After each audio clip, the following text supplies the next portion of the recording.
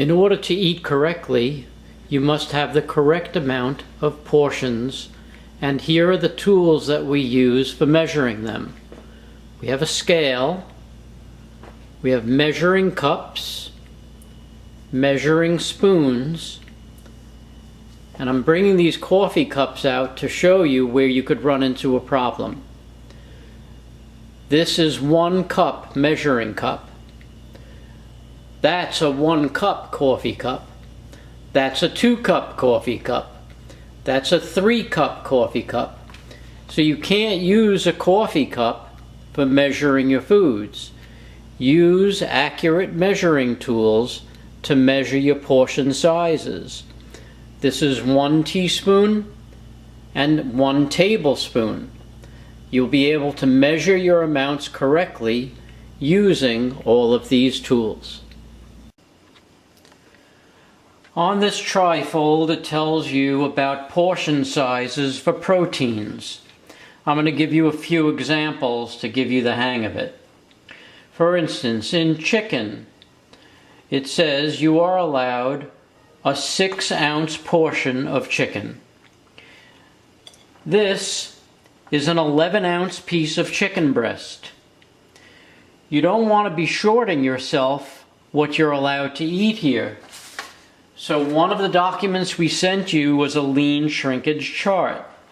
And if you look at chicken, it tells you that the before cooking weight, in order to yield your portion of chicken, is about 9 or 10 ounces. So even though your portion size that you're going to eat is 6 ounces, you want to start with an uncooked weight of 9 or 10 ounces. Now this is an 11-ounce piece of chicken.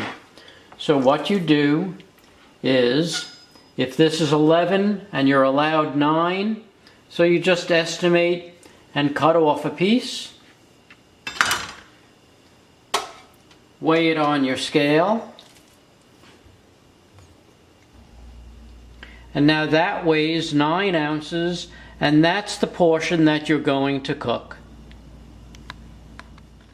This is a demonstration of a salmon portion.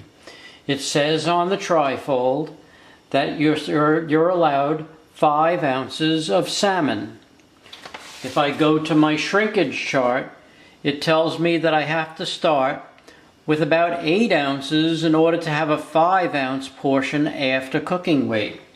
To give you an example, this is a 5-ounce portion of pre-cooked weight. If I cook that, it would come down to 3 ounces and you'd be shorting yourself your protein. This is the size of salmon that you need to start with in order to come down to 5 ounces after cooking weight. It says on the trifold that you're allowed a 7-ounce portion of canned tuna in water. This is a standard can of tuna in water. It weighs 5 ounces. So if you're allowed 7 ounces, you're allowed about a can and a half. We're talking here about our green portion of our lean and green. So we're going to talk about portion sizes here. Each one of these portions is 1 green of your 3 that you're allowed each day. Most of the vegetables fall into the category of a half a cup of vegetables for 1 portion. But you could see that it's difficult to measure a half a cup of asparagus. So in the package we sent you documents that show the weight for each half a cup.